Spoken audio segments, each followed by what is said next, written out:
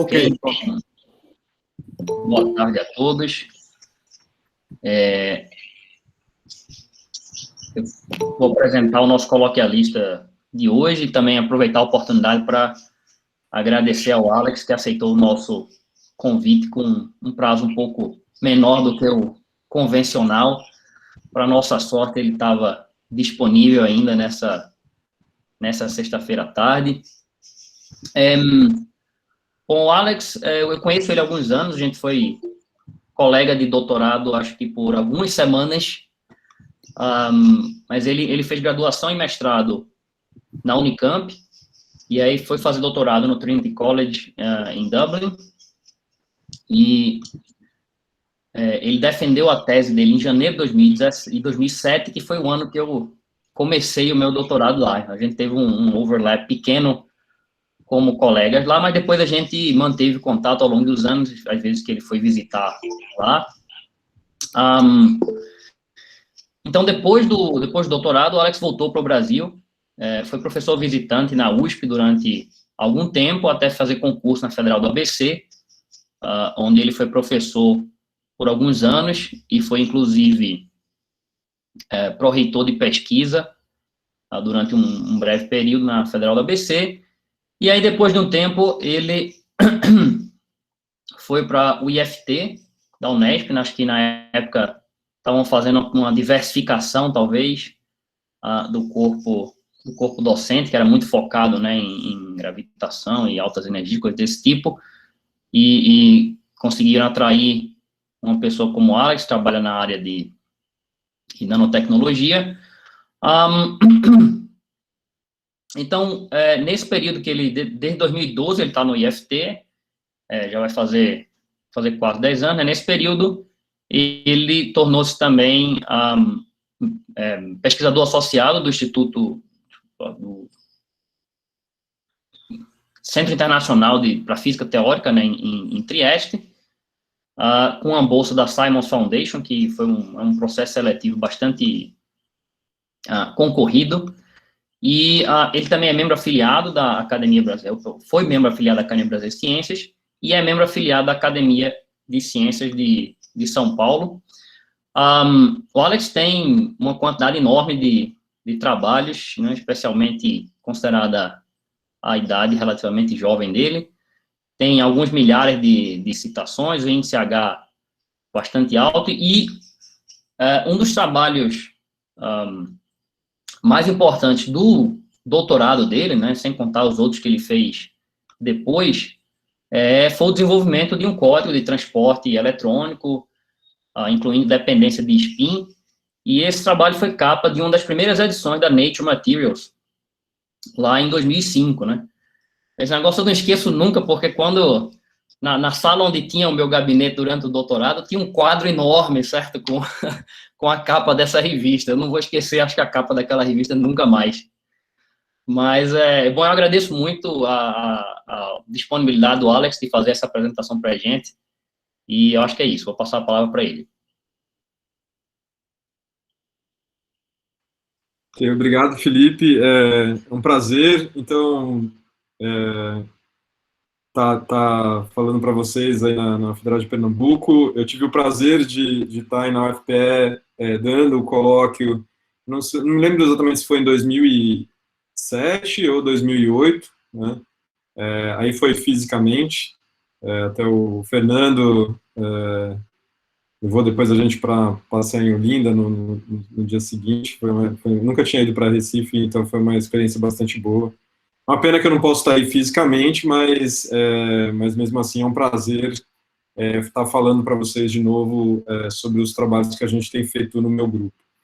E na época, quando eu tive aí a primeira vez, né, eu falei bastante sobre transporte eletrônico. Esse é um dos meus grandes interesses. Eu continuo trabalhando com o transporte eletrônico e dispositivos eletrônicos em sistemas nanoscópicos em geral. Só que eu queria falar um pouquinho sobre uns outros interesses que eu tenho tido ultimamente. Eu entrei um pouco nessa área de líquidos, que é o que eu vou falar para vocês agora, vindo dessa área de transporte. com um conjunto de trabalhos em sistemas fora do equilíbrio, né, que é um dos meus interesses. Mas esse trabalho aqui, na verdade, esse colóquio é para falar de outra coisa, né, realmente líquidos e, em particular, água. Eu quero tentar mostrar para vocês que, né, apesar de parecer um sistema super simples, na verdade, é bastante complexo e difícil de ser compreendido, de ser simulado do ponto de vista computacional para dar alguma informação ou ajudar os experimentais a compreender o que está acontecendo, né? Então, antes de eu começar a minha historinha, falando um pouquinho sobre... Deixa eu colocar em play aqui. Eu não vou conseguir mais ver a tela, mas eu espero que não caia a internet enquanto estiver falando com vocês. O Felipe tem o meu WhatsApp, se precisar, se houver alguma coisa, ele manda aqui uma mensagenzinha me avisando que caiu e eu vou ter que voltar e falar mais 10 minutos. Então, antes de começar, né, o que eu gostaria de falar um pouquinho é sobre, dar um pouco fazer um pouco de propaganda, né? Então, eu estou na Unesp, na Universidade Estadual Paulista. A Unesp é uma das 3 universidades do estado de São Paulo, das 3 universidades públicas do estado de São Paulo, públicas estaduais, né? Tem a Unicamp, a Universidade de São Paulo e a Unesp. E a Unesp, ela tem uma característica que já vem desde a sua criação, que ele é uma instituição distribuída por todo o estado. Então, ela tem uma série de campi distribuída pelo estado todo, né? E, na verdade, um dos claim to fame da Unesp é de que se você sentar em qualquer campus da universidade, você vai ter um outro campus a menos de 200 quilômetros de distância. Então, a ideia é cobrir todo o estado de São Paulo. Isso tem uma vantagem, que é você tem uma penetração no interior paulista muito grande, mas, ao mesmo tempo, significa que você tem uma série de campos pequenos distribuídos. No nosso caso, eu estou na cidade de São Paulo, então eu pertenço ao Instituto de Física Teórica. A universidade foi criada em 1977, o Instituto, esse ano, vai fazer 65 anos, né? Então, é um instituto que foi criado como um instituto privado nos anos 50 e depois foi incorporado à Unesp depois da criação, mais ou menos na década de 80, ele foi criado. Ele ficava perto da Paulista, num casarão, mas a gente mudou agora para Barra Funda, que é perto do metrô. Então, uma região que era antigamente uma região bastante industrial e agora está se desenvolvendo bastante, né? Então, tudo isso para dizer assim, então, o IFT era, historicamente, um instituto, como o Felipe falou, um instituto historicamente ligado à área de física nuclear e altas energias, né? Mas ele tem procurado se diferenciar suas áreas de pesquisa. E, em particular, eu fui para o IFT em 2012 para começar um grupo de matéria condensada. Então, se alguma coisa acontecer comigo, eu costumava fazer essa piadinha, mas hoje em dia, com o negócio da Covid, é meio perigoso fazer piada, mas se alguma coisa acontecer comigo, acaba o grupo de matéria condensada no IFT, né? Mas o IFT também abriga um instituto internacional, que é o ICTP Safer. O ICTP Safer é um instituto ligado ao Instituto de Trieste, né, o Instituto de Física Teórica de Trieste, e a gente organiza lá no ICTP uma série de eventos. Então, quando não havia pandemia, né, os eventos, a gente tinha pelo menos 2 eventos por mês acontecendo, onde a gente traz tanto pesquisadores quanto alunos e pós-docs para apresentar e para discutir física de diferentes linhas, né, não só as linhas que existem no próprio IFT, mas de qualquer área. Agora a gente moveu tudo para atividades online, mas elas continuam acontecendo, em menor escala, mas continuam acontecendo. Então, eu convido vocês a procurarem, né, dar uma olhada na página do Instituto e na página do CTP Safer, para ver as atividades e ver atividades que possam interessar. Tem atividades para todos os gostos, E no caso da minha área, provavelmente a gente tinha uma atividade programada para o ano passado, junho do ano passado, e ela foi transferida agora para provavelmente o começo do ano que vem, se a gente ainda, né, já não estiver mais nessa situação de pandemia. Então vai ser um evento presencial. Além disso, né, o IFT, ele, como ele era um instituto ligado à área de altas energias, né, ele tinha esse símbolo que vocês podem ver aí no topo superior direito. E aí, com essa nova, né, cara que a gente introduziu, ele também sofreu aí uma mudança de identidade visual, né? A gente quer dar uma nova cara para a instituição, e uma das coisas que a gente fez foi mudar o logo do Instituto. Então, essa aqui é a minha propaganda, né? Então, dê uma olhada na página, temos bastante, né, vários eventos acontecendo, mesmo eventos online. Isso permite até, né, maior participação das pessoas nas nossas atividades. Tipicamente, agora que eu sou o diretor do Instituto, né, eu não, na verdade, eu estou fazendo propaganda própria, mas antes era para, né, satisfazer o meu chefe, no caso. Ok, então, eu vou falar agora um pouco mais de física, né, ligar o que eu vim aqui falar para vocês, e então eu vou fazer um pouco do outline que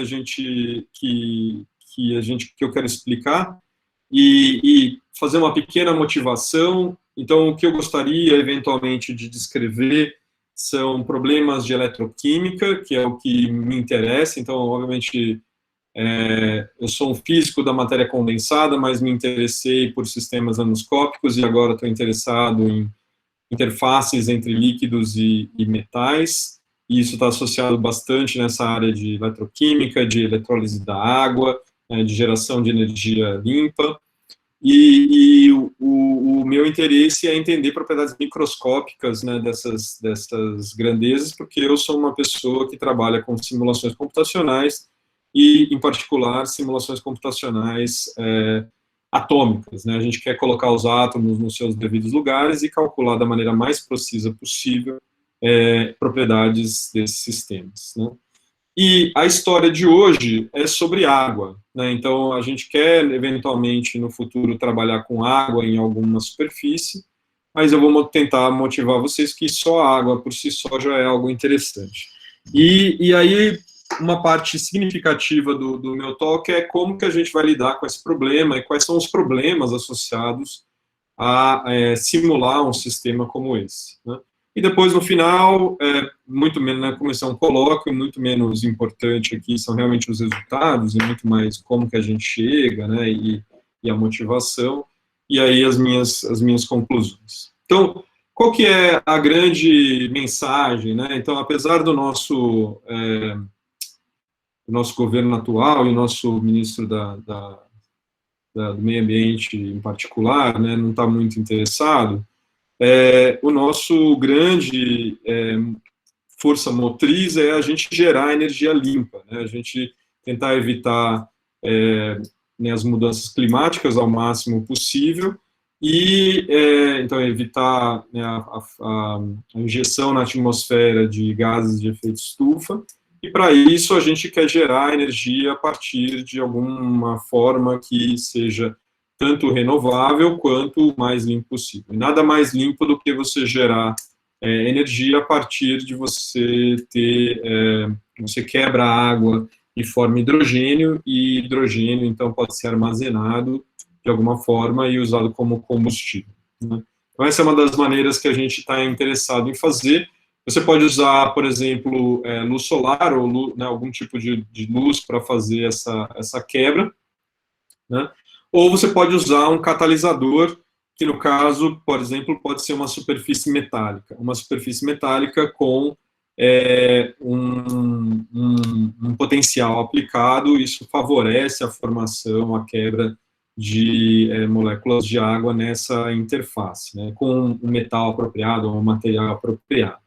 E obviamente que isso, né, não só esse arranjo onde você tem um líquido, no caso água e metais, ele também é toda a construção para uma série de dispositivos que a gente chama de dispositivos eletroquímicos. Eles podem ser sensores, biológicos, porque coisas biológicas têm que estar dentro de um líquido, podem ser, né, de novo, células fotovoltaicas, também, tipicamente, elas estão dentro de um líquido, por exemplo, essas dye-sensitized solar cells. Então, entender esse tipo de dispositivo é algo que nos interessa bastante. Em particular, né, as propriedades bem na interface, né, entre uma molécula, as moléculas que estão ali na interface, é um sistema que é extremamente complexo de ser entendido, né?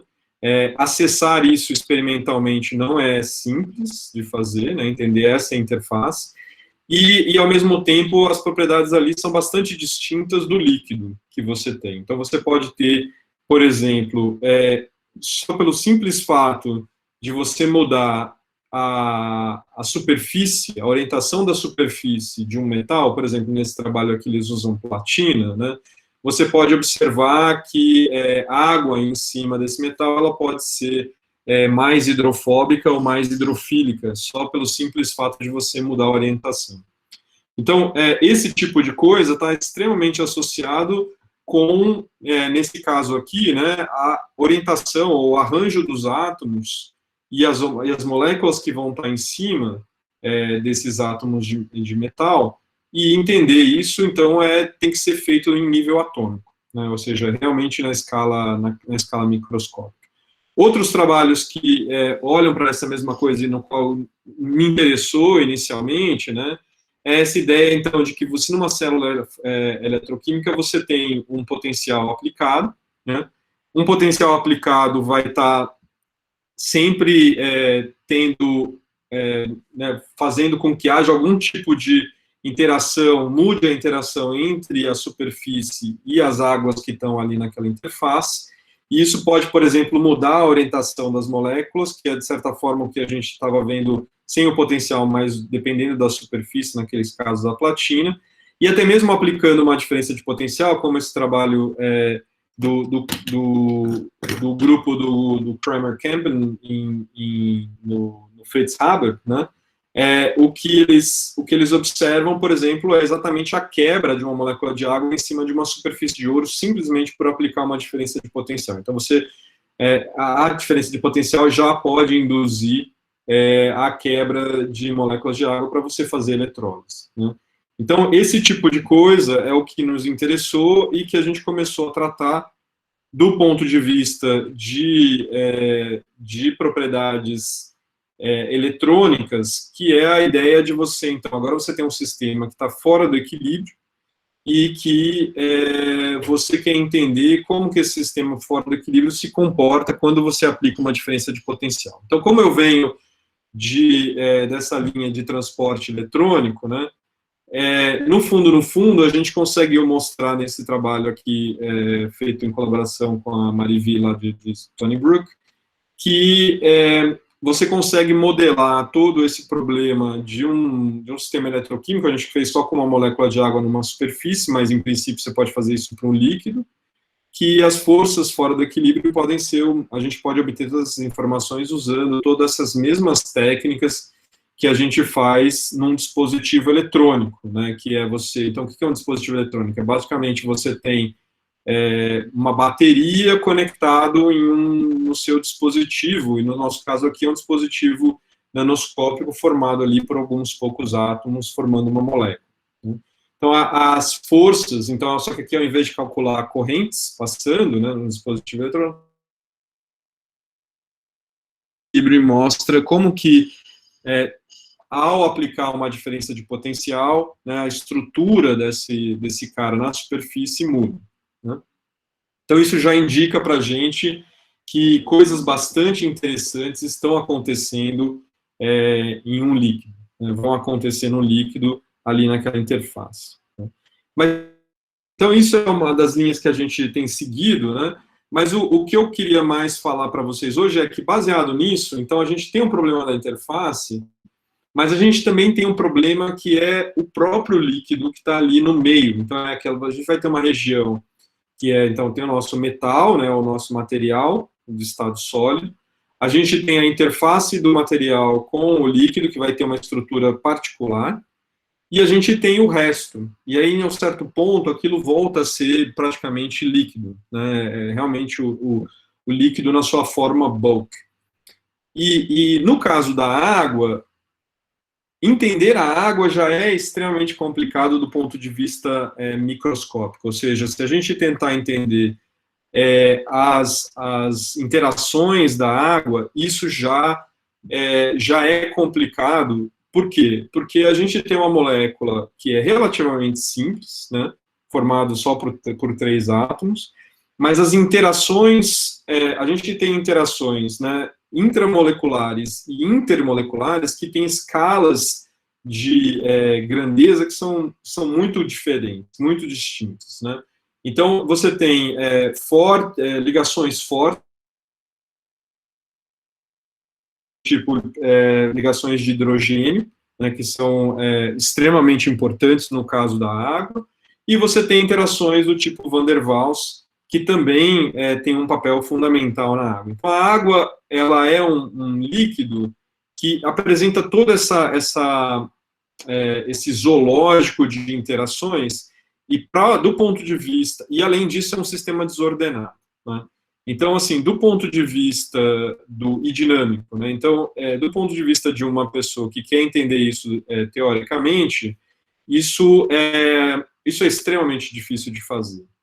E digo mais, né? A gente vai entrar num outro ponto mais lá para frente, que é átomos de hidrogênio, eles são leves. E o que eu digo por leves é o seguinte, então, se a gente imaginar, tudo bem, elétrons são muito mais leves do que os núcleos, né, no caso do próton, mas, ao mesmo tempo, ainda assim, né, quando a gente está pensando em átomos leves, e átomos leves que a gente está falando aqui hidrogênio, hélio e lítio, né, o fato de eu ter núcleos só um próton, ou um próton mais um nêutron, ou 2 prótons e 2 nêutrons, eu ainda assim tenho um sistema que é relativamente... tem correções que são necessárias, né, que tem que levar em conta o fato de que esse núcleo agora tem que ser descrito por uma função de onda. Então, tipicamente, se você está fazendo lá um curso de mecânica quântica da graduação, você pega e vai resolver o átomo de hidrogênio, você resolve o átomo de hidrogênio como sendo um potencial, né? O núcleo é uma carga pontual, então você tem um potencial do tipo 1 sobre R, e você resolve, então, o átomo de hidrogênio, né? No caso aqui, a gente tem que resolver o problema considerando que não só eu tenho uma nuvem eletrônica, mas eu tenho uma nuvem que é uma distribuição associada ao próton, né, no caso do hidrogênio. Isso é o que a gente chama de Nuclear Quantum Effects. Então, esse cara também vai ser fundamental, e eu vou, no final, espero, né, incluir esses efeitos para mostrar para vocês que a gente precisa ter toda essa combinação, né, para fazer uma boa descrição do nosso problema, né. Então, é um sistema extremamente complicado de fazer, a gente precisa usar computadores potentes para fazer, mesmo para um sistema pequeno, e ainda assim, né, se a gente quer calcular essas coisas com precisão, isso só vai ser possível para sistemas pequenos, né? Eu vou falar um pouquinho o que é pequeno e o que é grande daqui a pouco. Mas a grande coisa é a seguinte, a gente sabe, nesse caso, quais são as regras do jogo, né? As regras do jogo são a equação de Schrödinger. Então, eu boto os meus átomos, em princípio, eu boto os meus átomos lá e resolvo esse problema, né? A grande questão eu sei as regras do jogo, mas a gama de possibilidades, né, para construir essa função de onda, a complexidade aumenta de maneira exponencial, e, portanto, é praticamente impossível para um sistema de muitas partículas a gente resolver esse problema, né? Então, só dá para você resolver isso para sistemas relativamente pequenos ou para hamiltonianos modelo do nosso sistema. Então, se a gente quiser fazer algo que a gente chamaria de ab initio, né, ab initio seria, de alguma forma, só construir o seu hamiltoniano e tentar, a partir daí, calcular a função de onda, isso seria praticamente impossível de fazer. Ok, mas e aí, a partir disso daí, a gente aí, né, fazer um sistema pequeno não vai nos permitir obter propriedades macroscópicas. Então, a gente precisa né, fazer isso, em princípio, em sistemas grandes. Mas o que é o problema que a gente quer resolver? Então, o problema que a gente quer resolver é esse, é encontrar essas distribuições, né, de átomos e moléculas no nosso sistema. Então, no final das contas, a gente quer calcular, por exemplo, se eu quisesse encontrar a configuração de mínima energia, pensando, por exemplo, numa molécula de hidrogênio, é basicamente encontrar ali qual que é a distância média, né, ou a distribuição de potencial que eu tenho para resolver no meu átomo de hidrogênio. Aqui eu tenho muitos e muitos átomos, mas a ideia é a mesma. Eu estou querendo encontrar essa superfície de energia potencial, só que agora os meus átomos estão se mexendo, as minhas moléculas estão se mexendo, então essa superfície de energia potencial vai se movendo também, né? Ou então a posição relativa das minhas coordenadas, eu tenho uma infinitude de coordenadas, e eu preciso que essas coordenadas, então, vão passear em cima dessa superfície de potencial, e eu preciso saber calcular a dinâmica desses caras nessa superfície. Então, eu preciso encontrar essa superfície, né? Uma maneira de fazer isso é fazendo uma coisa clássica. Eu falo assim, não, eu considero que os meus átomos são bolinhas, né?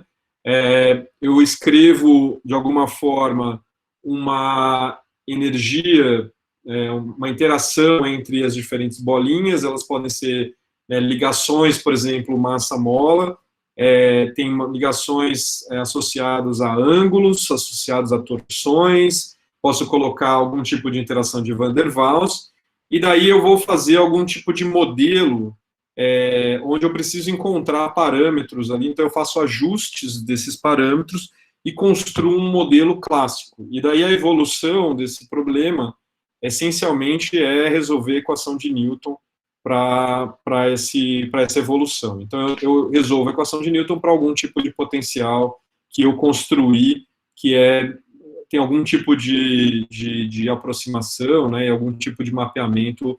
Então, eu obtenho, extraio esses parâmetros de algum fitting. Outra possibilidade é realmente tentar fazer algo quântico, né? Então, eu quero colocar todos os elétrons e todos os meus prótons, meus núcleos ali no meu sistema e resolver a equação de onda para o meu problema, né? Isso significa que eu tenho que resolver uma equação de onda para um problema de N partículas, né? No caso, N aqui, os meus elétrons. Mas existe uma outra forma de formular um problema em mecânica quântica, que é, ao invés de pensar o meu problema em termos da função de onda, é você demonstrar, que foi exatamente o que o Walter Kohn fez, demonstrar que eu posso, a grandeza que contém, tem toda a informação para calcular as propriedades do meu problema, está contida na densidade de carga. E a densidade de carga depende só de 3 coordenadas, que são as posições, né? E aí você consegue não só dizer isso, mas dizer que a energia do meu sistema, ele é um funcional dessa densidade de carga. Então, isso é o que a gente chama de teoria do funcional da densidade, né? Esse primeiro trabalho de 64, né, do Walter Kohn e do Hohenberg, ele prova 2 teoremas que são fundamentais para mostrar que realmente isso é verdadeiro, mas ele não dá para a gente a fórmula para obter esse funcional. Então, ele diz, o funcional é coisa de matemática, né? Então, ele diz, o funcional existe, mas né, a gente não dá aqui para você o funcional. A gente não sabe qual é esse funcional, né? A gente não sabe até hoje qual é o funcional exato, mas o que a gente pode fazer é fazer um mapeamento. Então, num trabalho seguinte, né, do ano seguinte, o próprio Walter Kohn ele faz um mapeamento de um problema de muitas partículas, num problema de partículas não interagentes, que leva você a um hamiltoniano de partículas não interagentes, né, num campo médio, que tem a mesma densidade de carga, né? Então, se você resolver esse problema para esse hamiltoniano de Conchamp, você, em princípio, tem a densidade de carga,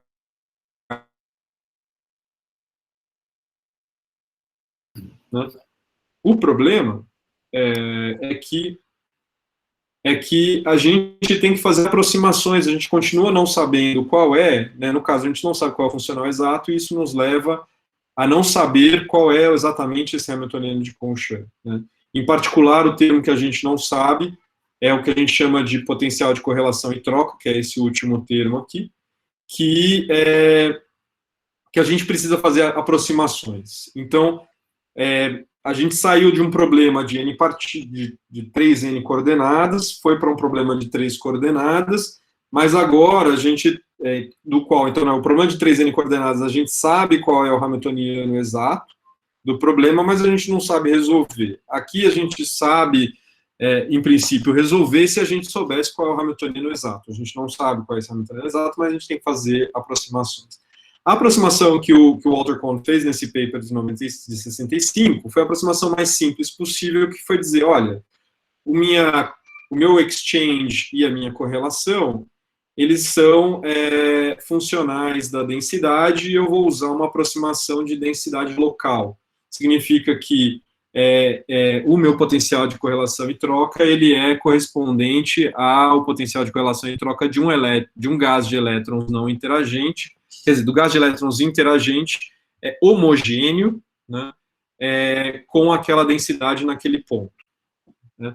Isso é uma aproximação bastante crua, né, mas ela funciona assustadoramente bem, né. Mas a gente começa, então, a partir daí, a fazer assim, então, tudo bem, então agora eu posso começar a fazer correções em cima dessa ideia de densidade aproximada. Aí eu posso tentar falar, não, agora não só eu dependo dessa densidade local, mas eu dependo agora também de pequenas flutuações da densidade, né, que é o que a gente chama de gradiente generalizado, aproximação de gradiente generalizado, que que a gente começa a construir agora, né, então, degraus numa escadinha, né, que nos leva cada vez mais próximo da solução exata, em princípio, né.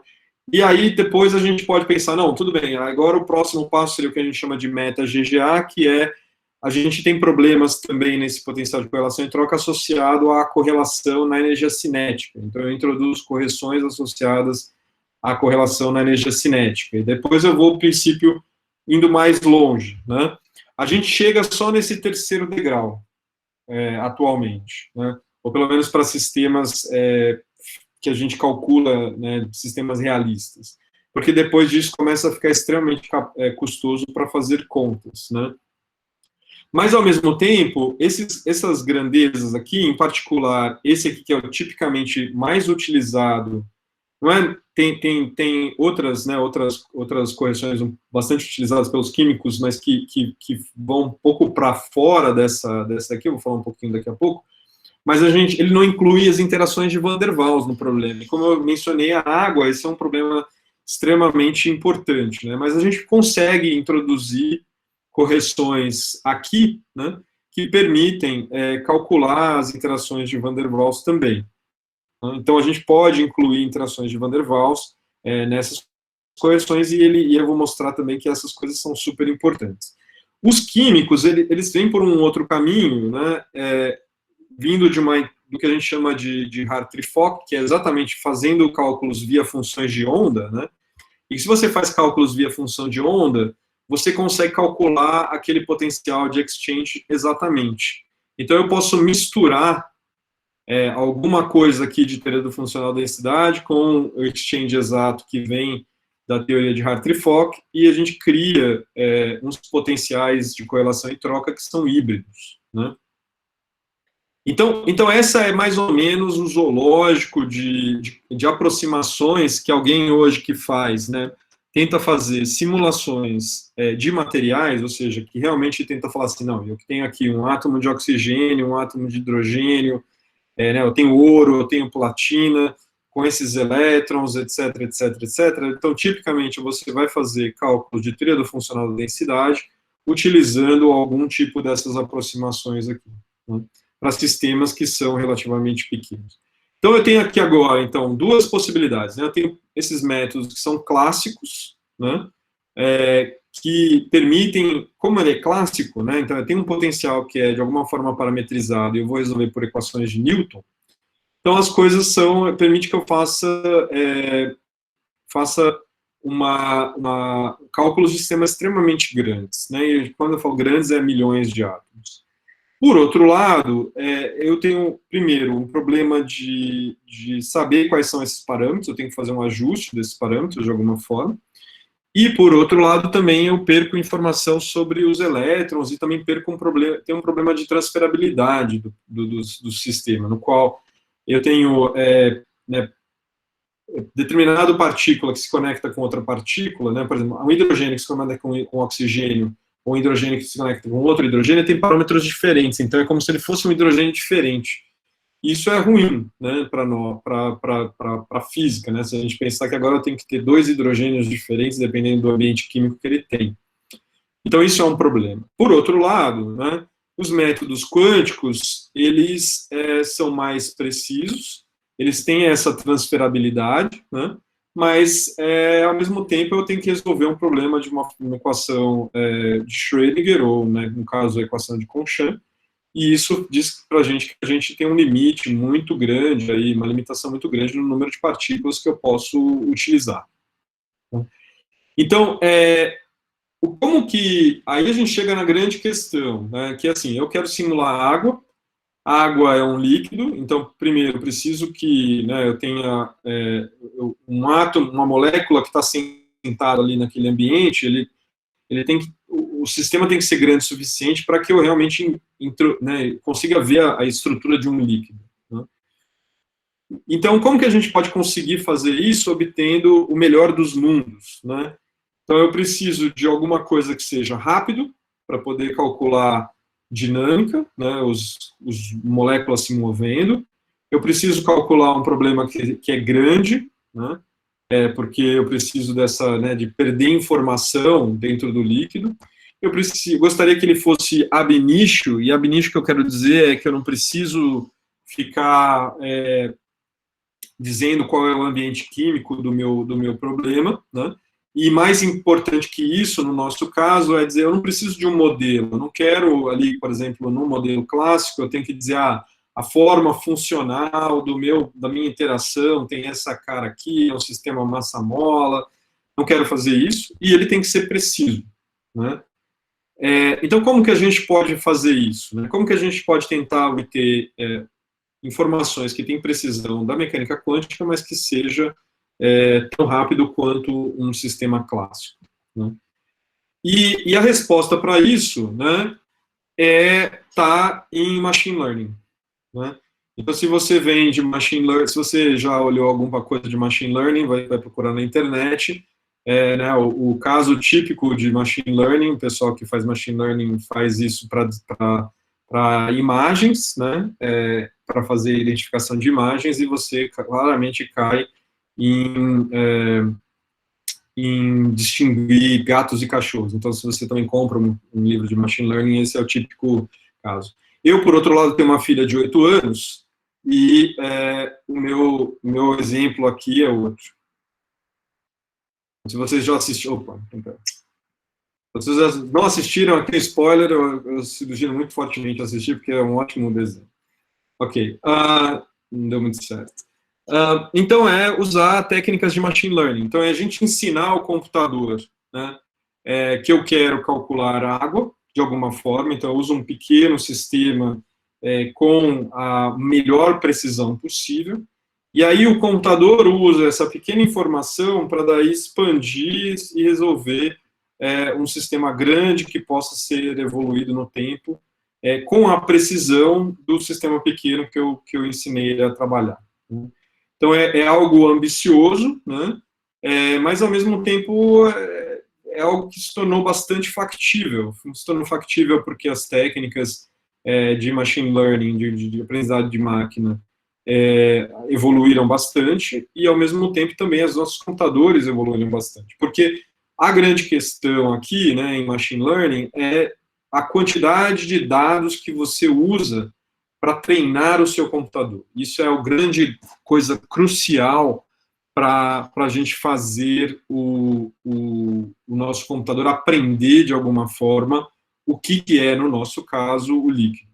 Né? Mas no fundo, a gente chama isso aqui de machine learning, mas no fundo, o que a gente vai fazer é um grande ajuste, né? Então, pode chamar aqui de redes neurais, pode chamar de regressão não linear, pode chamar de algum... Mas no fundo, é isso que a gente vai fazer. A gente vai fazer um grande ajuste ou polinomial, ou algum outro tipo de função. E aí, então, basicamente, eu vou fazer uma interpolação entre, né, eu tenho um conjunto de dados e vou interpolar, e daí eu espero que com essa interpolação eu consiga introduzir um certo input e obter, ele vai lá, tá bom, então esse é o meu input, num sistema agora que tem uma grande quantidade de parâmetros, e com isso eu vou ter, então, um output do outro lado. Então, é basicamente isso que é feito em qualquer coisa que a gente chama hoje de machine learning. Eu queria só dizer que, por exemplo, né, eu sou coordenador da pós-graduação, e uma grande quantidade dos nossos alunos nos últimos 4 anos, a gente é um instituto pequeno, mas eu posso dizer que uma quantidade enorme dos nossos alunos estão saindo do doutorado e imediatamente sendo contratados por empresas para fazer machine learning. Então, as empresas estão doidas atrás de pessoas que saibam um pouquinho de computação e um pouquinho de matemática para fazer aprendizado de máquina, né? No nosso caso, em particular, né, então, tipicamente, você tem várias maneiras de fazer machine learning, desde, no caso mais extremo, a gente pode dizer que uma regressão linear é um tipo de machine learning, né, mas a gente quer fazer o que a gente chama de uma rede neural.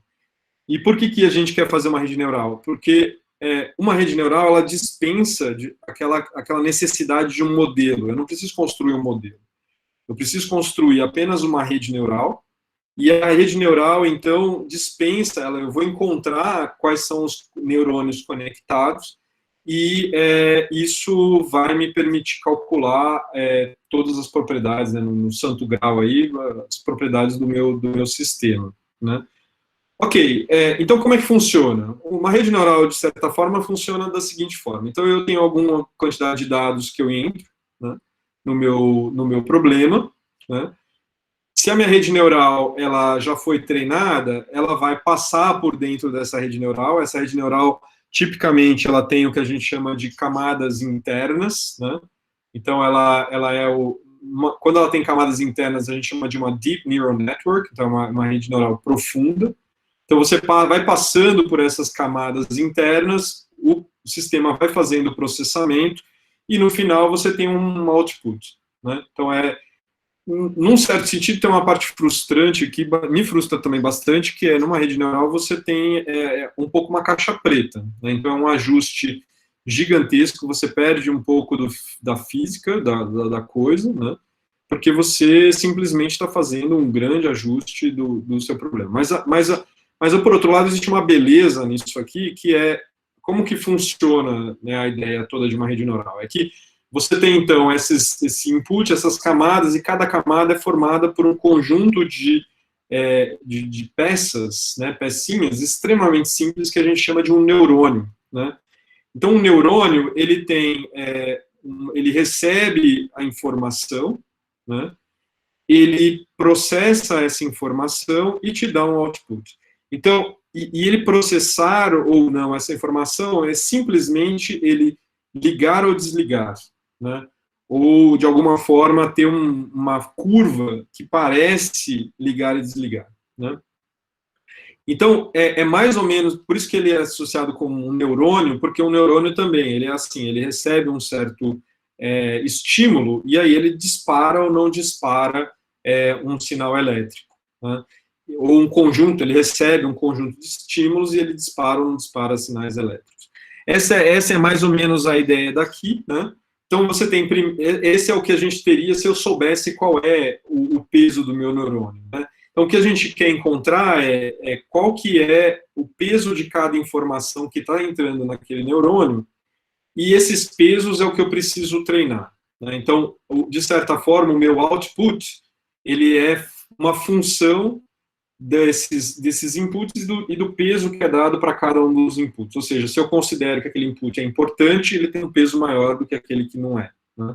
Então, é isso mais ou menos o que... E da maneira mais simples possível, eu faço algo que é completamente linear nesse input, mas a não linearidade, porque uma rede neural é uma função não linear, vem exatamente da função que eu aplico sobre esse input, né? Tipicamente, então, você poderia usar algo que seja ligado e desligado, né?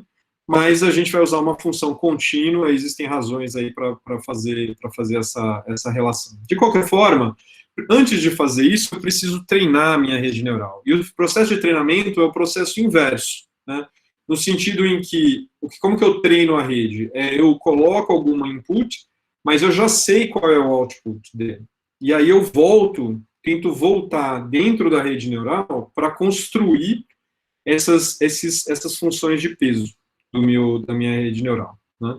E aí eu quero minimizar, então eu vou minimizar alguma função de perda, né? Ou seja, eu quero minimizar o erro que a minha rede neural está dando. Então, nesse caso, o que eu quero minimizar dado que eu tenho uma certa entrada com esse peso, vai ter uma certa saída, mas eu sei qual é a saída que deveria dar, então eu vou calcular, nesse caso aqui, por exemplo, né, a diferença entre o que saiu e o que saiu e o que deveria ter saído, né? E vou tentar minimizar essa função. E aí, minimização significa fazer derivadas, né? E por isso que essa função aí não linear era melhor que ela seja uma função contínua do que simplesmente ligar e desligar, né? Uma função degrau. Mas, de qualquer forma, é isso que a gente vai fazer. A gente vai treinar essa rede, né? Fazer essa rede aprender, mas é basicamente um processo de minimização, né? É um processo onde eu pego aquilo que deveria ter saído e volto no meu processo para tentar ensinar minha rede a fazer isso. Aí a pergunta que surge, né, e eu acho que tem uma beleza nisso tudo, é que uma rede neural ela é super poderosa porque existe um conjunto de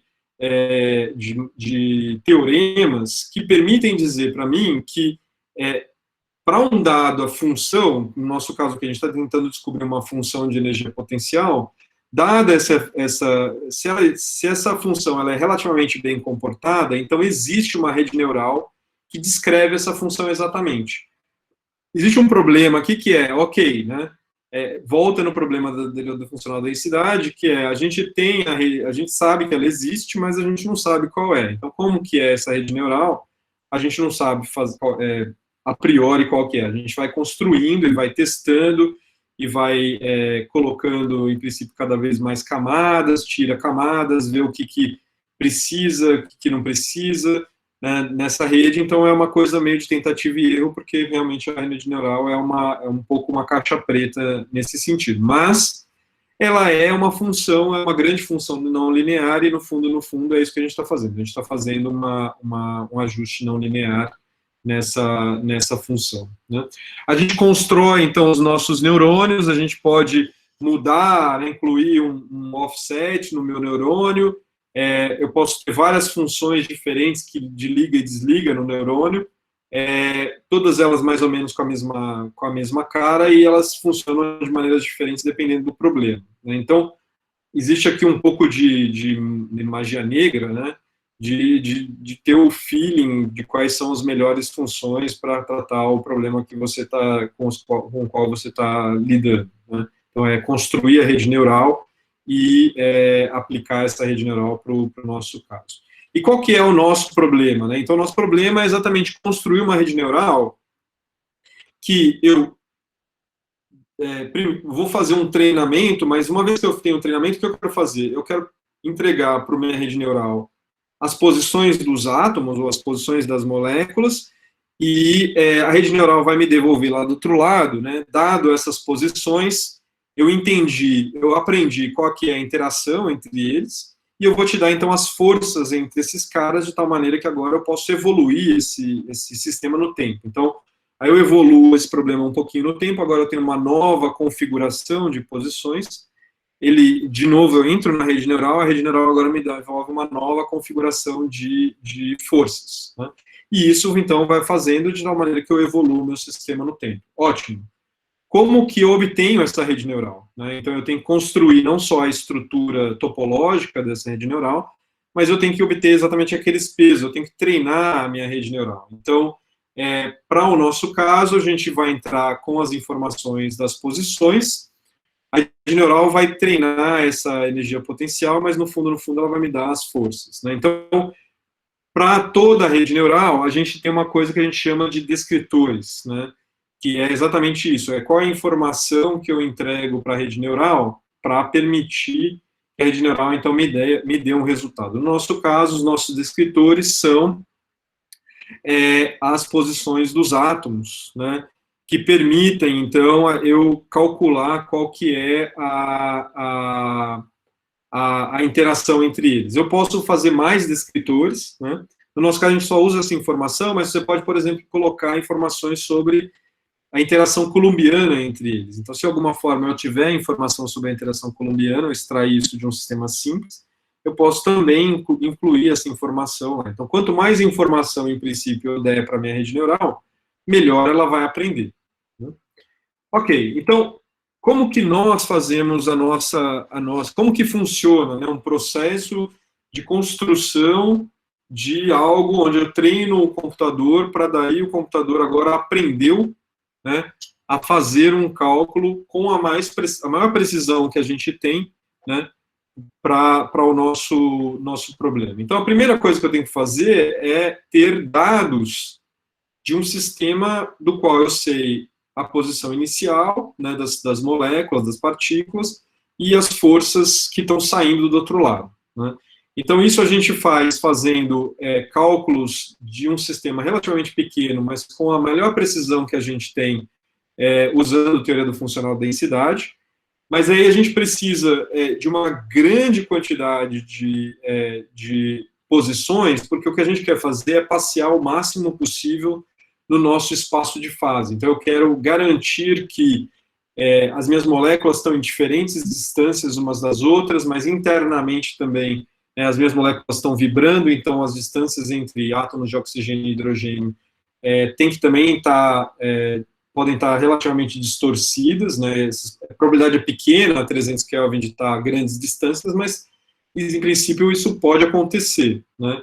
Então, eu tenho que construir alguma informação o melhor possível para entregar para o computador, para que daí ele possa falar assim, não, agora tudo bem, agora eu tenho todas, eu posso te dar qualquer uma você me dá as posições de qualquer configuração e eu te devolvo as forças de qualquer configuração. Esse é um ponto fundamental.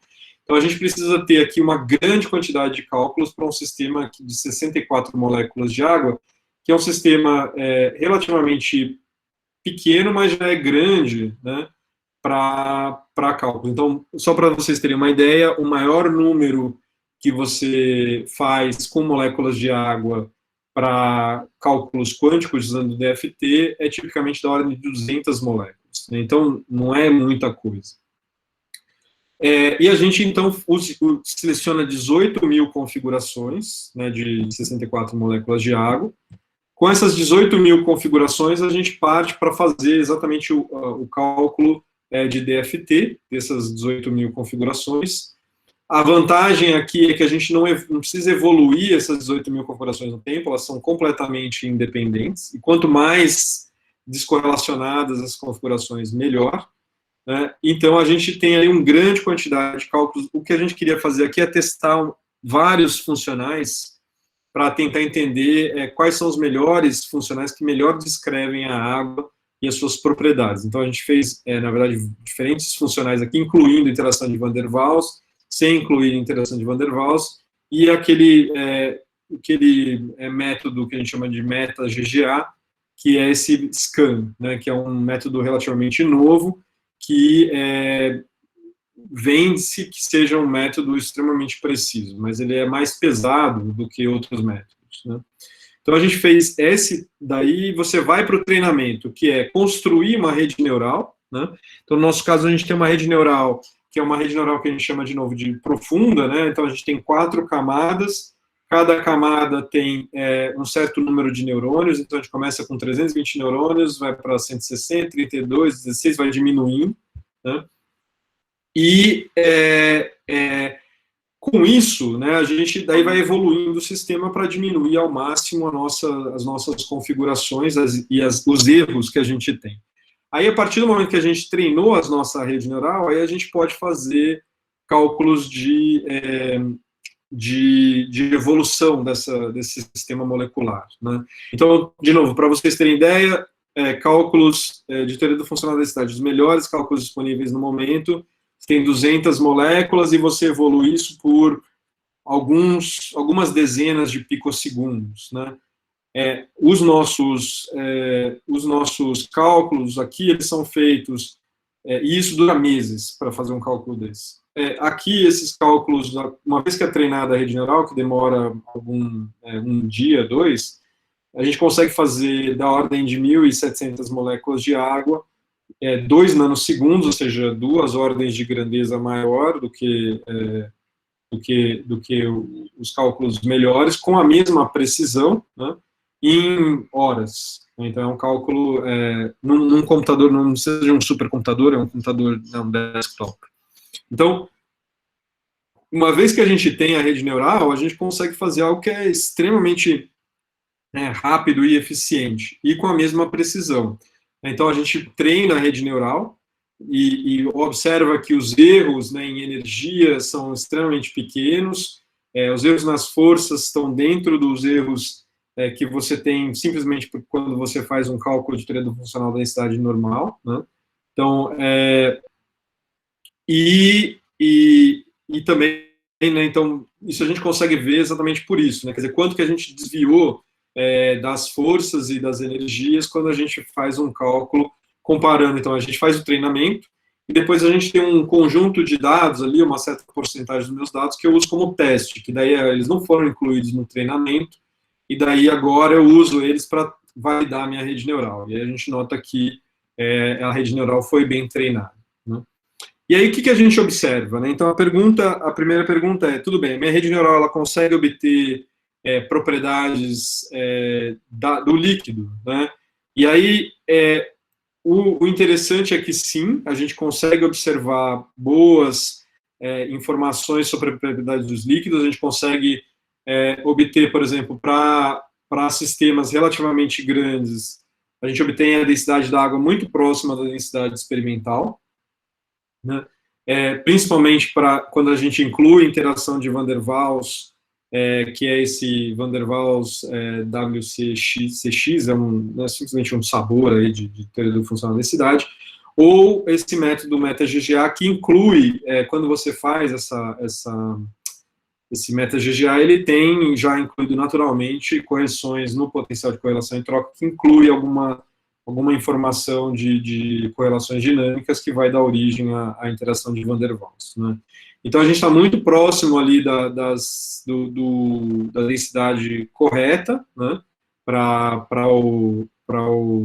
esses potenciais mais precisos, mas a gente se pergunta, tudo bem, mas e isso eu preciso realmente fazer, né?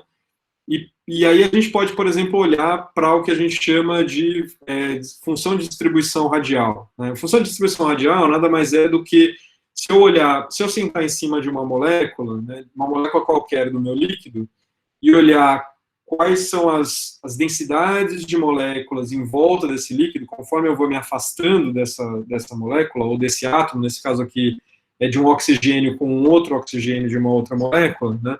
O perfil que eu deveria esperar existe uma certa estruturação naquilo que a gente chama de primeira camada de solvatação, então você vê um pico bem estruturado, e aí você começa a ver que a estrutura vai desaparecendo, ela vai tendendo, então, a uma constante, vai tendendo essencialmente a 1, conforme eu me afasto, né? Então, a coisa vai... Uma molécula que olha lá longe, né, dela mesma, ela simplesmente vê algo que é completamente desorganizado, né? Então, isso é o que ela está olhando ali em volta dela. Então, esse aqui é o típico que você vai observar de um líquido, né? E a gente vê que não tem muita diferença se eu aumentar o tamanho, né?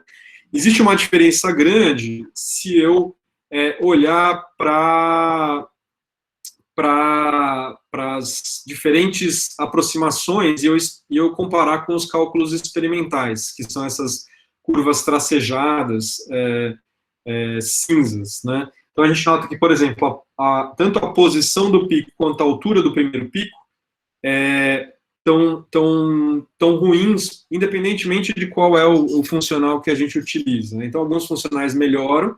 Então, o funcional mais simplesinho, que é esse funcional que a gente chama de PBE, que é o funcional daquele tipo GGA, ele dá o pior de todos, né? Então, e conforme a gente vai melhorando ali a interação, a gente obtém melhores comportamentos para essa distribuição função de distribuição radial, principalmente para o oxigênio. Por outro lado, quando a gente compara experimental para o caso da distância OH, né, hidrogênio, oxigênio, e aqui inclui-se o oxigênio e hidrogênio da própria molécula, como a interação hidrogênio de uma molécula com oxigênio da outra molécula. E aí a gente nota que o resultado experimental, principalmente para o primeiro pico, é muito ruim, né? E isso vem exatamente do fato de que esse primeiro pico aí, ele está muito relacionado à interação das pontes de hidrogênio e interação de Van der Waals entre moléculas. E isso está muito influenciado por esses efeitos nucleares, ou seja, o fato de que o meu átomo de hidrogênio ele é uma molécula, ele tem que ser descrito por uma função de onda, né? O núcleo do átomo de hidrogênio tem que ser descrito por uma função de onda. Isso significa, então, que esses efeitos nucleares são muito importantes aí, né?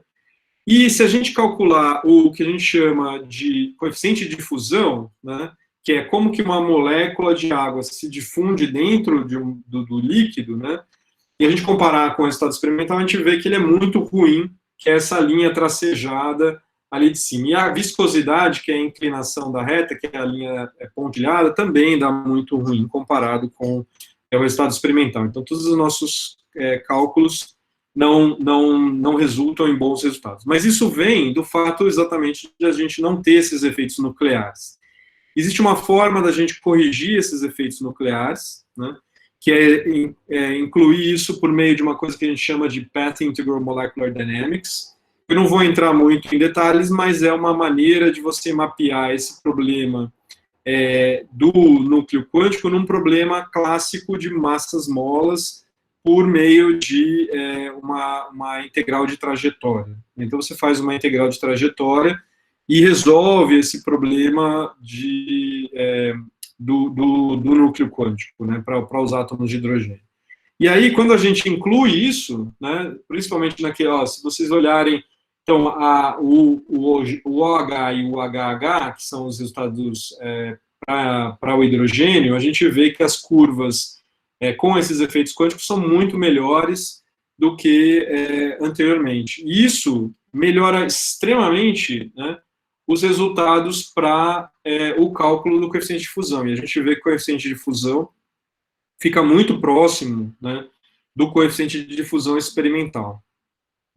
Mas aí a pergunta tudo bem, então quer dizer que com essa rede neural vocês calculam isso, mas como é que vocês conseguem fazer, né, e outras pessoas não conseguem obter resultados bons? Ou será que os resultados bons que estão disponíveis na literatura, eles são confiáveis, quando você faz um cálculo quântico sem uma rede neural, né? E a resposta, para terminar, né, então esse aqui é o meu último slide, ele está nesse resultado aqui, e aqui a ideia é a seguinte: a gente compara, então as linhas cheias são para um sistema contendo quase 2.000 moléculas de água, né? E as linhas tracejadas ali da ordem de 60 moléculas de água. Se a gente aumentar um pouquinho mais, não vai mudar muito, né? E aí a gente olha o que acontece no comportamento desse sistema, se eu considero um sistema relativamente pequeno, né, comparado com um sistema muito grande, eu evoluo esse sistema por bastante tempo. Aí eu noto que o que está acontecendo? O que acontece é que um sistema pequeno, em vários casos, ele nunca converge, né? Ele nunca vai chegar num estado que a gente chamaria de um estado estacionário para as propriedades da difusão da água. Então, qualquer resultado que alguém faça, e tipicamente um cálculo desses cálculos de evolução temporal, eles vão parar ali, como eu falei, 100 picosegundos. Então, é bem naquele começo da curva, onde as curvas são muito ruins, né? Então, qualquer resultado obtido com sistemas relativamente pequenos, em tempos relativamente curtos, para essas propriedades dinâmicas, que é a autodifusão, são muito ruins e pouco confiáveis. A gente tem que realmente fazer um sistema longo e grande e evoluir por um grande período de tempo para poder ver que aí a curva praticamente fica saturada, né?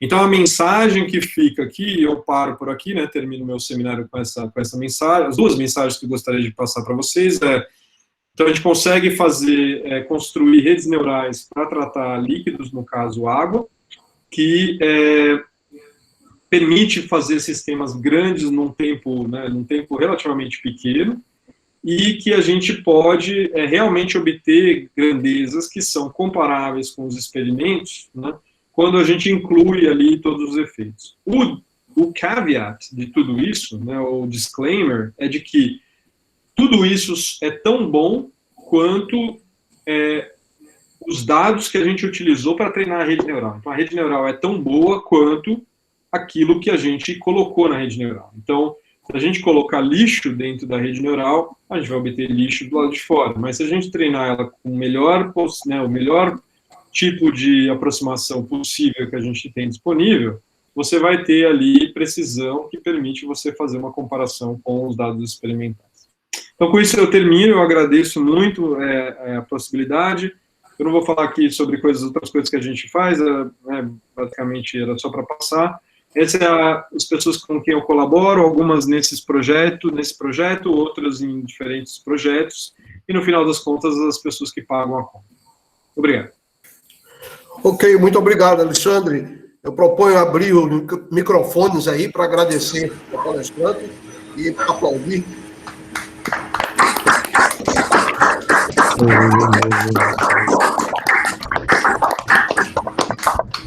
Alexandre, tem perguntas aqui para você. O primeiro a colocar a pergunta foi o Sérgio Rezende. Ele pode fazer a pergunta aí, por favor. Muito bom, Alexandre. Ótimo coloque, bem didático. Obrigado. As duas perguntas não são bem sobre física. A primeira é a seguinte. Vocês, os estudantes, usam pacotes para resolver isso ou vocês programam? E se programam, qual é a linguagem que usam? E a segunda pergunta é o seguinte. Você disse que estudantes, né, que são treinados com as técnicas de machine learning estão sendo contratados por empresas. Isso quer dizer, no Brasil também tem alguma empresa contratando estudantes? Aí, se tiver, dá exemplo, por favor. Então, deixa eu... A parte de teoria do funcional da densidade, né, que é essa parte onde você resolve as equações de Schrödinger.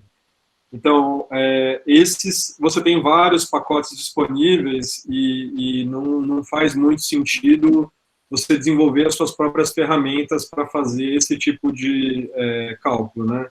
Então, hoje você tem, só para citar uns nomes, você tem VASP, Quantum Expresso, Siesta, esses pacotes com diferentes aproximações, diferentes graus de precisão, são feitos para diferentes coisas, mas eles estão disponíveis. Então, basicamente, você vai lá e fala, olha, tenho esses átomos aqui, gostaria, então eu coloco lá as minhas posições e obtenho as forças para fazer o treinamento. A parte de construir a rede neural, daí a gente faz duas coisas. Então, existem alguns pacotes disponíveis para fazer cálculos especificamente de redes neurais para esse tipo de coisa, né? Então, o que a gente fez foi obter um campo de força para essa rede neural. Então, a gente tem as duas coisas. A gente desenvolveu o nosso próprio, né? Mas também a gente utilizou um pacote do grupo do Roberto Carr, de Princeton, que é esse Deep Neural Networks, DeepMD, né, ele chama, que faz essencialmente a mesma coisa, mas aí a gente também entrou no código deles e alterou para fazer o que a gente queria fazer, né? Então a gente faz uma interação forte com o código de outras pessoas. E aí a linguagem é Python. Hoje em dia, para fazer redes neurais.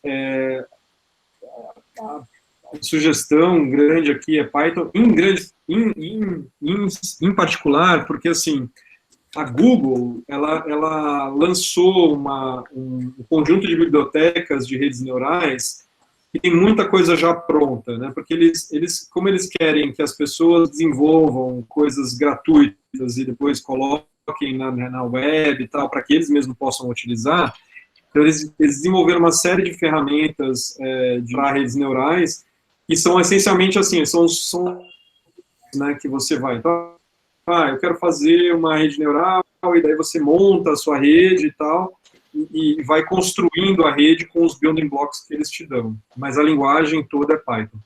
Aí, sobre os alunos, né? Então, todos os nossos alunos que saíram para trabalhar em empresas são empresas brasileiras, assim, no Brasil. Eles saíram para trabalhar em empresas aqui em São Paulo. Tem muita startup trabalhando com redes neurais. Então, por exemplo, eles usam redes neurais para tudo um pouco, né? Então, eu tenho uma pós-doc que foi trabalhar numa empresa que ela faz o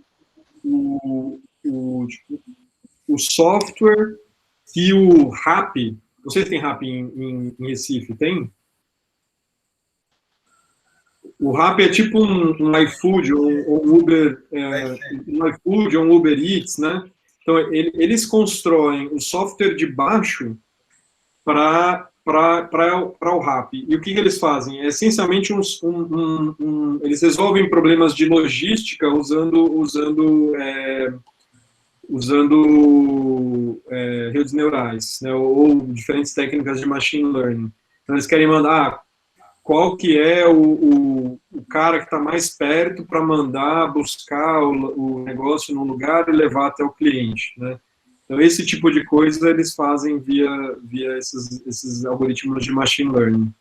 Então, todas as empresas estão... E essa empresa em particular, eu não lembro o nome dela, mas é de um cara que saiu da UFMG. Então, esse professor da UFMG montou a empresa e elas são empresas, assim, começam relativamente pequenas, né, mas aí vão crescendo, as delas absorvidas por empresas maiores.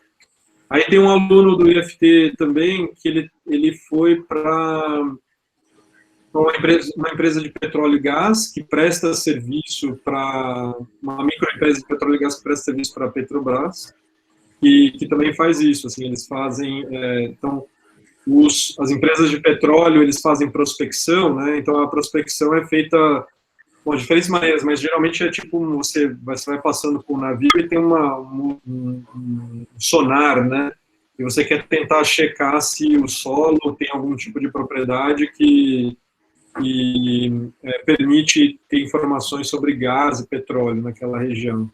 E aí você tenta reconstruir, né? Você faz assim, você tem essas boias, né? Esses sonares, e você quer reconstruir essa coisa e tentar aprender. A gente já encontrou petróleo com esse tipo de informação, né? Então, daí você vai colocando cada vez mais informação. Tem informação sobre a salinidade da água naquela região, o tipo de solo, e daí ele vai aprendendo. Então, tudo isso é coisa que, como você tem muito parâmetro, né, é coisa que redes neurais e aprendizado de máquina é um lugar bastante promissor, assim. Ok, muito obrigado. Beleza. Bem, eu acho que é o Fernando Parísio que levantou a mão, né? Isso. Uhum. Deixa eu já abaixar aqui para não esquecer. Alexandre, obrigado pelo colóquio. Achei super bem sucedida a sua estratégia aí, porque a gente conseguiu captar o conceito todo, mesmo sendo muito complicado, né, tecnicamente, no detalhe, imagino. É uma curiosidade de quem olha esse tipo de área e esse tipo de sistema de fora, né? Uhum.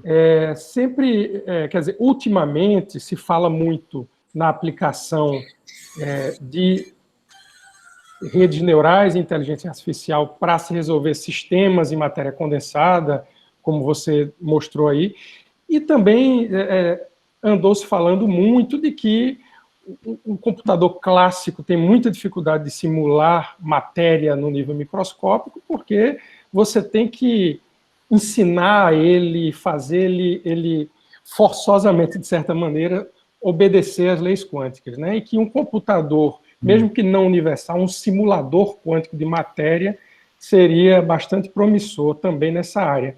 Então, a curiosidade é essa, se isso realmente se mostrou verdade ou se, por enquanto, é apenas uma promessa, né? Tá.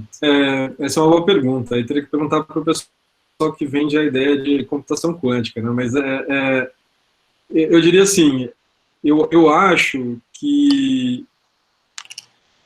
Então, colocando da seguinte forma, né? Como eu disse, a gente continua fazendo aproximações, então a gente não vai resolver o problema exato, porque a gente não tem o hamiltoniano exato do problema, né? Então, nesse sentido, eu realmente acredito, para você simular um sistema totalmente quântico, com precisão no limite, né, no limite da precisão química, eu acredito que só com um computador quântico, né? A complexidade da função de onda, conforme o número de partículas vai aumentando, é simplesmente inviável você resolver isso no computador clássico. Então, o que a gente está fazendo aqui, de novo, se eu tenho informações boas, né, eu posso treinar a minha rede. Então, uma coisa que a gente poderia fazer, que daí talvez funcione num computador clássico, é assim: se ao invés de eu fazer cálculos quânticos, eu tivesse alguma forma de obter resultados experimentais em quantidade grande o suficiente, em escala atômica e molecular, para entregar para a rede neural, eu posso, e com grande precisão, eu posso treinar minha rede neural do mundo real, né? E aí sim eu poderia obter precisão tão preciso quanto o meu experimento. Também poderia fazer dessa forma, né? E aí a minha rede neural seria, aí nesse caso eu acho que a minha rede neural seria capaz, mesmo clássica, seria capaz de me dar informação sobre um sistema quântico. Aí sim, né? Mas aí tem um problema que é assim, ele vai me dar informações absolutas, e a resposta é provavelmente não, porque a minha rede neural, para ter todas as informações sobre aquele sistema quântico, ela teria que ser uma rede neural infinita. Então, a gente tem que cair nesse problema. Mas me diga, só para fechar, há grupos que trabalham com sistemas parecidos com o que você trabalha, que tentam empregar um computador quântico para fazer esse tipo de cálculo ou não? Sim, eu sei que tem, eu só não consigo lembrar o paper que tem. Agora, tem um paper que saiu na Nature no ano passado, que eles fazem o contrário, eles vão treinar, eles querem realmente encontrar a função de onda do sistema usando daí uma rede neural de um computador clássico. E eles conseguem, assim, o claim é que dá para fazer, né? Agora, realmente teria que ver o quanto que você consegue ter o máximo de precisão possível, né? Tá bom, legal, obrigado. Valeu, Alexandre. Eu vou precisar sair agora, deixo um abraço a todos e agradeço. Até mais, Fernando. Até mais. Alexandre, tem mais perguntas aí. Eu acho que o próximo é o Matheus Sarmento. Olá, tudo bem? Por favor, Matheus. Tudo bem? Queria saber se teria como você simular nesse seu sistema água pesada, 2 átomos de deutério na molécula da água e a água semi-pesada com átomo do tipo deutério, porque me parece que seria interessante. Sim. Não, a resposta é sim. A gente até fez, eu não mostrei aqui. A razão pela qual a gente não mostra é porque, assim, de novo, como o meu efeito quântico vai aumentando com o Z à quarta, né? Então, conforme eu vou aumentando o número atômico, o Z à quarta não, a massa, né? A massa à quarta. Conforme eu vou aumentando a massa, isso aqui significativamente vai diminuindo os efeitos do núcleo quântico. Então, tem muito menos efeito. Então, tipicamente, na verdade, o pessoal que faz essas simulações que não está usando as redes neurais, muita gente faz em água deuterada para evitar esse tipo de problema. Então, mas dá para fazer, sim. Obrigado. Ok. O Luiz Felipe tem uma pergunta também. Alex, bom, obrigado novamente pela apresentação, muito Prazer foi meu. didática. Eu tenho uma pergunta na sequência da primeira pergunta do Sérgio, que é o seguinte, aí, então você usa, né, os códigos padrão DFT para gerar o training set, aí você treina a sua rede neural com, né, um programa que você modificou, mas e aquela simulação final de dinâmica molecular com o potencial treinado? A gente acopla com o LAMPS. Ou vocês usam? Não, daí a gente acopla com o LAMPS. A gente usa o LAMPS, a gente conecta com o LAMPS e daí faz a dinâmica dentro do LAMPS. Quer dizer, poderia criar o próprio programa, né? Mas aí o LAMPS está todo pronto. É a mesma coisa, né? O LAMPS já está todo prontinho para fazer. Então, basta a gente fornecer para o LAMPS as forças e aí ele faz a melhor integral possível, com todos os termostatos, né? Tudo certinho, então a gente não precisa se preocupar, né? E aí você falou que essa parte final vocês fazem num desktop. Isso aí é cálculo de assim, sei lá, um desktop com 8 cores, 16 cores, é horas, né? Uhum. A escala de cálculo é essencialmente a mesma de um cálculo dinâmico. Uhum. Quando a gente inclui os efeitos quânticos, né, daí fica mais pesado, bem mais pesado. Mas se você não inclui os efeitos quânticos, é um cálculo de dinâmica clássica. Que é a parte do Path Integral. E a parte do Path Integral, daí ela é bem mais pesada, porque basicamente o que você tem que fazer é você cria réplicas. Então, como é uma Path Integral, a ideia é você tem que fazer várias paths, né? Então, nesse caso, a gente consegue fazer em 32 réplicas, mas então você tem que fazer 32 coisas concomitantes, né? Porque daí eles fazem um passo, eles se comunicam, daí dão um próximo passo e assim por diante, né? Então aí é muito mais pesado. Mas se não, é clássico mesmo. Obrigado. Ok, mais alguma pergunta? Bom, se não tem mais perguntas, eu quero aproveitar e agradecer novamente aí a palestra do Alexandre, como já foi dito aí, como bem didática, de modo a fazer com que, de modo geral, as pessoas entendam as ideias básicas. E agradecer também pela sua disponibilidade e por ter aceito fazer essa palestra, tendo sido convidado em tão pouco tempo, né? Então, eu agradeço muito. Proponho, então, que nós agradeçamos novamente ao Alexandre aí, com palmas aí, abrindo o microfone e aplaudindo pela apresentação. Muito obrigado. Bom, o colóquio da próxima semana já está marcado, vai ser apresentado pelo Vanderlei Banhato, da USP São Carlos. Bom, então até a próxima semana. Obrigado a todos aí pela presença. Tchau, pessoal. Muito obrigado, hein? Vai interromper a gravação.